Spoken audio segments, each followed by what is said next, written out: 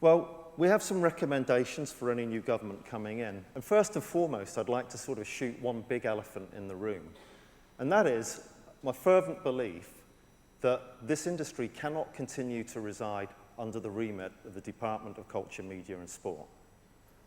Nor must an industrial policy and strategy, if one is formed, be the sole remit of Visit Britain, a DCMS agency.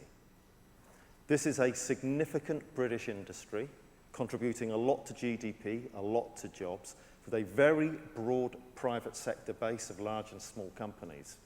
And it is not even top-tier priority within the DCMS. So it's very clear that this industry needs to be residing within the business department, where it would have a more effective and appropriate champion, and where that much aspired to seat at the table will be available when industrial policies are formed. Because at the moment, that seat at the table is in another room, and it's not the one we want to be in. So having established that, let's get on to some issues of policy. In the area of employment legislation, we have to get away from this dangerous bidding war that is going on around the living wage and other employment measures. And it's very, very clear that taking the politics out of that means letting it reside within the Low Pay Commission, the objective, independent body that at least takes into account businesses' ability to pay. As our BHA manifesto says, no plans, promises, or targets for the national living wage, and at least please talk to the people that have to pay it. Second area, business rates.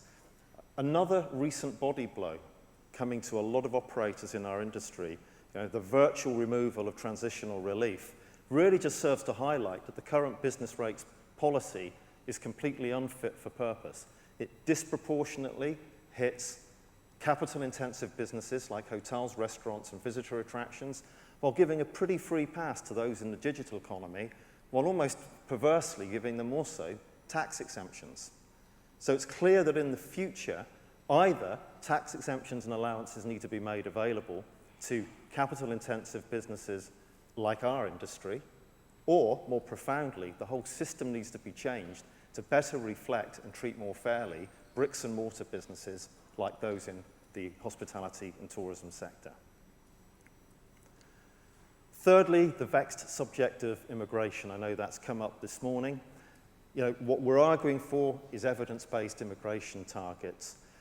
Currently, all the talk is about special exemptions post-Brexit for astrophysicists and doctors and engineers, but without chefs, front-of-house staff and cleaners, huge parts of the hospitality industry will also grind to a halt. Now, I think we all recognise that any incoming government will have a mandate to at least try and control immigration, and we believe that that should be done over a phased 10-year plan.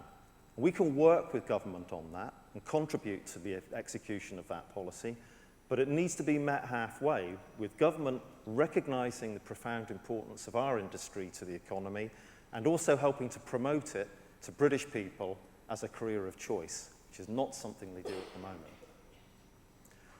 And then finally, on to taxation, and in particular VAT. And I have to say, I am frankly fed up with the naysayers who claim that we will never achieve our objective of a reduction in VAT on accommodation, attractions, and in the longer-term restaurants.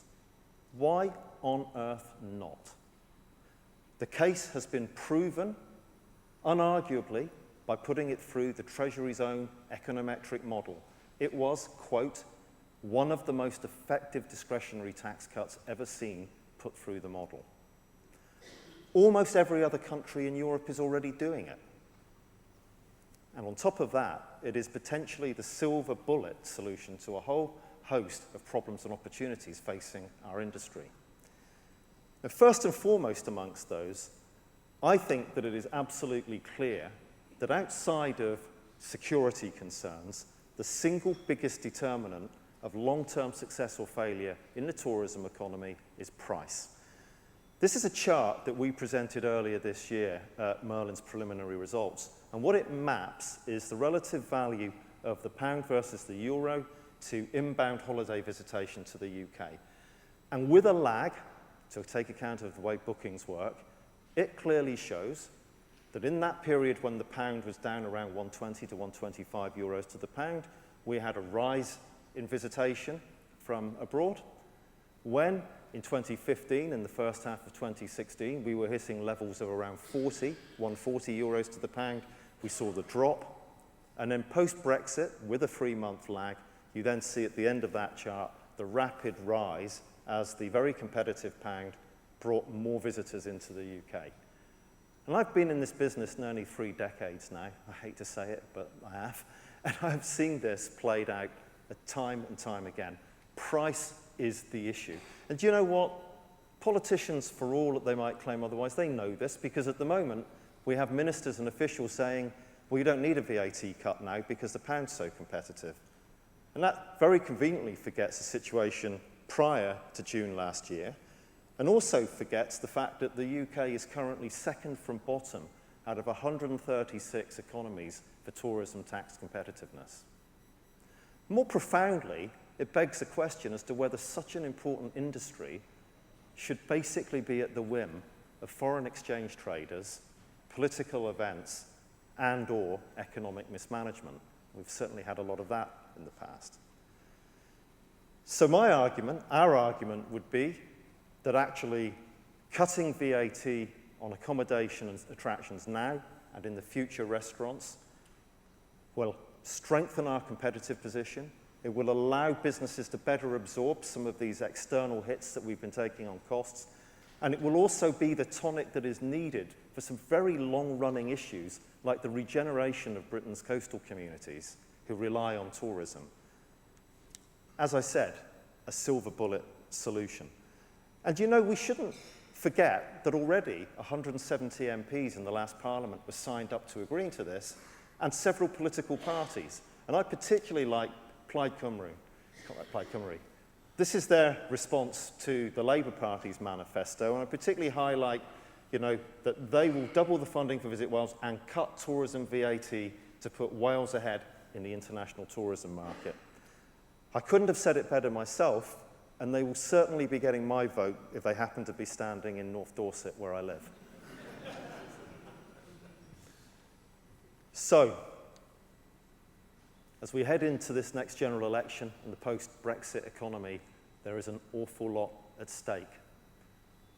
Our industry has been undervalued and underappreciated for too long, and that has to change, because some of these policy issues before us are existential for some of our members, are of critical importance to our industry, and of critical importance to our country, particularly in the area of job creation.